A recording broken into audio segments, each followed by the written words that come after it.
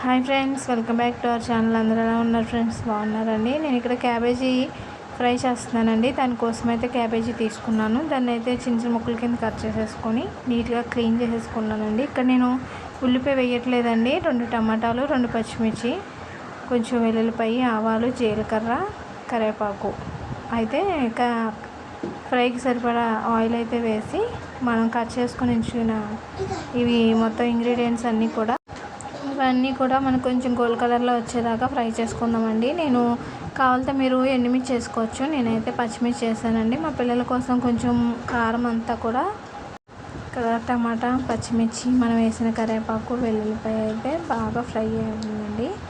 ఈ మాత్రం ఫ్రై అవుతే మనకి సరిపోతుంది. ఆల్రెడీ క్లీన్ చేసుకున్నాం కదండి క్యాబేజీ, దాన్ని కూడా మనం దీంట్లో వేసేసుకొని ఒకసారి అయితే మొత్తం అంతా కూడా క్యాబేజీ మనం వేసిన టమాటా మొత్తం ఇంగ్రీడియంట్స్ అన్నీ కూడా కలిసేంత వరకు కూడా కొంచెం సేపు అయితే కలుపుకుందామండి.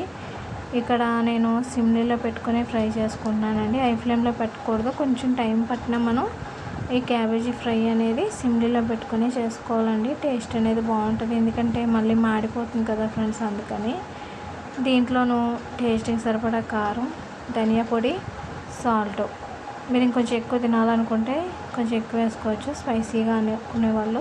నేనైతే కొంచెం తక్కువ వేస్తానండి మా పిల్లల కోసం.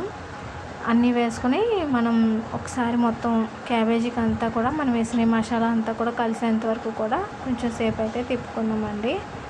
మొత్తం అంతా కలిసే వరకు తిప్పుకొని ఇది సిమ్లో పెట్టుకొని చూసుకుంటూ ఉండాలండి. మనం కలుపుకుంటూ ఉండాలి, లేకపోతే కింద అడిగట్టేస్తుంది ఫ్రెండ్స్. అందుకని ఇదైతే మనం క్యాబేజీ కలుపుకుంటూ ఉండాలండి. చాలా బాగుంటుంది ఫ్రెండ్స్, రైస్లోకి కానీ చపాతీలోకి కానీ. జస్ట్ ఇంకో 5 మినిట్స్ అయితే మనకి క్యాబేజీ ఫ్రై అనేది అయిపోతుందండి. చాలా బాగా కుక్ అయిపోయింది మొత్తం అంతా కూడా. కొంచెం సేపు మొత్తం ఫైనలీ అయిపోయిందండి. చూసారండి, మనకి ఎటువంటి రసము అవసరం లేదు. రైస్లోకి ఇలాగే మామూలుగా తినేయచ్చండి, అంత బాగుంటుంది ఫ్రెండ్స్. దీన్ని చపాతీలోకి కానీ, రైస్లోకి కానీ, రోటీలోకి, దేంట్లోకైనా బాగుంటుందండి. అంత టేస్టీగా ఉంటుంది. ఇక్కడైతే నేను రైస్లోకి అయితే తీసుకున్నానండి. మనకి రైస్లోకి కూడా కర్రీ అవసరం ఉండదు. ఈ క్యాబేజీ ఫ్రై అనేది కలిసిపోతుంది రైస్లోకి కూడా. మనకి ఎటువంటి రసం కానీ పప్పు కానీ అవసరం ఉండదండి. చూసారండి, ఇక్కడ నేనైతే కలుపుతున్నాను రైస్లోకి క్యాబేజీని. చాలా టేస్టీగా చాలా బాగా వచ్చింది ఫ్రెండ్స్. ఓకే, వీడియో నచ్చితే లైక్ చేయండి, షేర్ చేయండి, సబ్స్క్రైబ్ చేయండి. Bye friends.